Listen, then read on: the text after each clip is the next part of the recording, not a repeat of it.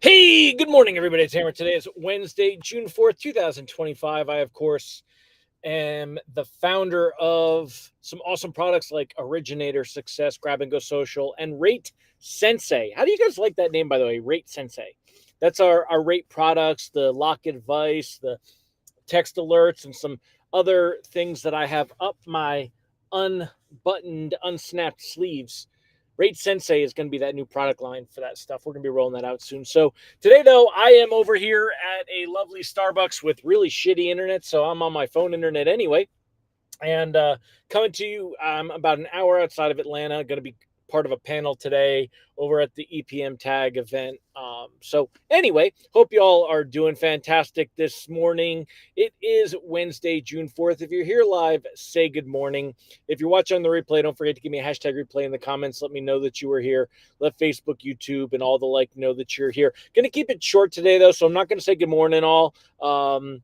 Just remember that I appreciate all of you that show up each and every day. So many of you do, and I appreciate it.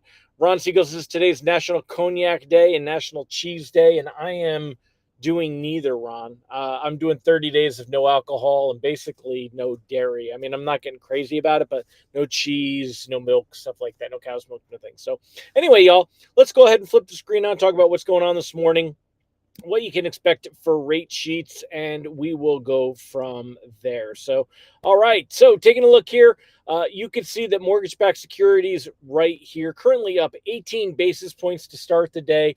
Don't get overly excited. I mean, it puts us right back in the same realm where we've been. Things are basically pretty sideways. If I turn this chart for the 5 day, let's see if I can zoom in on it here. All right. If we look at this for the 5 day, look at this chart. I mean, right here on 529 at 10 a.m. we were at 98.85, and today we're at 98.98. I mean, it's up 10 basis points basically over the last 5 days, 5 trading days. So really not much to look at. What we've seen happen though, I did notice a pattern. Check out right here the last couple of days. We started the day off pricing coming up pretty good. We've dipped and recovered. Yesterday, same thing. And what I noticed happen when this happened is I noticed that lenders were not really repricing worse. The last 2 days, I've seen only like Provident, UWM, the ones that pull the trigger fast. I've only seen them reprice. Most lenders not repricing the last couple of days. I mean, we're talking 3 or 4 reprices on these moves. Normally, you see a move of 12 to 15 basis points in mortgage-backed securities. And generally, you see lenders start to reprice worse. We're not seeing that. The reason I bring that up, it's just kind of important to note these patterns that you see happening at the lock desk level. It shows a little more stability, and also it shows that lock desks, secondary departments, that they are feeling pretty comfortable that over the last 6 weeks we haven't seen rates move much, so they're not worried about locking immediately and making changes and hedging and all these things. So it's pretty good to know there's some stability there as far as all that goes. Let's throw the screen back on. We'll go over a couple of other things before I wrap it up today. Again, I'm going to keep it short, got to get back on the road. But if we take a look here, the 10-year treasury yield 4.41. If we take a look at the technicals, once again, if yields go down, that's better for rates and pricing, right? However, we see a lot of resistance here, a lot of technical resistance. You've got this green line is the 100-day moving average, the blue line a 25-day moving average. The 25-day moving average, generally not a big deal for mortgage-backed securities on this side of the chart. However, on the 10-year, it does actually hold more weight. I see it definitely give us a little bit more to work on. Now, even if we did break through there, if we take a look at our numbers right now, that 50-day moving average is at 4.35. Now, granted, going from 4.41 to 4.35 would be a nice little blip lower for the 10-year, but it wouldn't be anything huge. Even if we do break this, it's not going to be a big thing. Now, on Bloomberg, I wanted to show you I read it. I read the article on my phone, so I don't necessarily.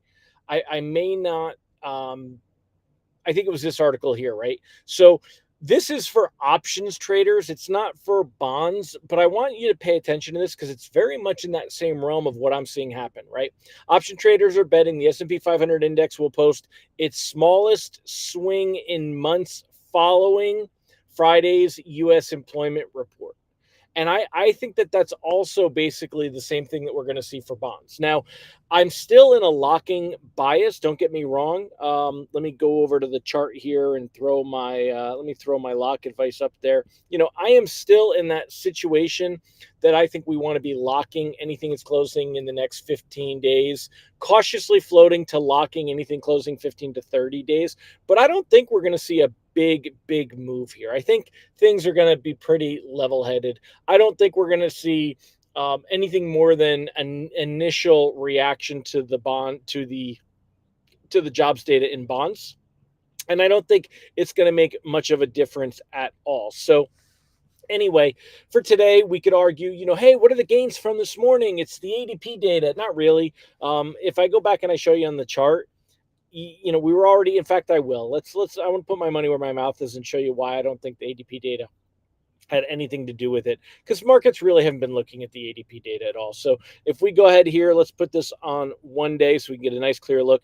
You could see if we start with 2 day, so you could see that yesterday ended the day at let's see, here we are. So where is, oh, I'm sorry, it's hard to see in this lighting. So we ended the day yesterday around 98.83, and it opened the day this morning very much the same. And then look at this, 8:15, 98.88, 8:16, 8:20, 8:26. So we were already up to 98, 98.9 before the ADP data.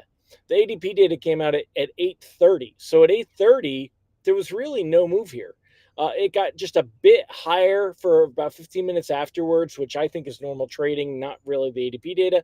And then we fell back down and it's kind of back up. So I don't really think the ADP data had anything to do with this morning's gains. I wouldn't give it any credit. As far as other stuff going on today, not really much going on. Again, we're not likely to see big moves. I don't think bonds are going to hold the morning's early gains the whole day, but I don't think it's going to matter much. Reprice risk on the day remains low. And then the outlook remains the same. Rates are going to stay in these levels. This is where markets are comfortable with rates. We're not going to see enough economic weakness and enough drop in inflation to give the idea that the Fed needs to cut rates. We're not going to see labor market data. Even if the BLS jobs report does come in light, you're not going to see markets all of a sudden start pricing in the idea of more rate cuts. Not yet. If they do, you'll see a little bit of a swing, but not enough to change mortgage rate outlook, right? So keep that in mind. Ron said the data was released at 8:15, not 5:15, because we don't do that silly Pacific Coast time, but 8:15. So, all right, Ron, if it was, and you want to argue that it pumped it for a bit, I'll give it. But even at the end of the day, who cares? We are so majoring in the minors right now. We're seeing so little real movement in rates. We're hyper focused on small moves in rate sheets, and we're not even seeing that right now. This is low sevens, that quarter point range for over 6 weeks now, ever since the initial reaction to the to all the tariff stuff, and then the freak out session after the tariff stuff, and then things kind of settled in at the middle of April, and it's been that way for 6 weeks. So not really much is going to change on that in the near future. All right, my friends. Well, I hope you all have a fantastic day. I will see you tomorrow morning. Again, the next couple of days will be a little bit chaotic, but not too bad. But I'll be coming to you from Atlanta, and I'll tell you if there's anything fun happening. All right, my friends, I hope you all have a fantastic day. Again, thank you for bearing with me as we kind of kept it a little bit shorter today. But there. Ron said, I think the part is ADP report couldn't help us break the support on the 10-year. It doesn't generally get that much attention either. So I don't really, but I see what you're saying. And I don't disagree with it. So, all right, my friends, I'm going to wrap it up and get on the road. Y'all have a fantastic day. Bye-bye.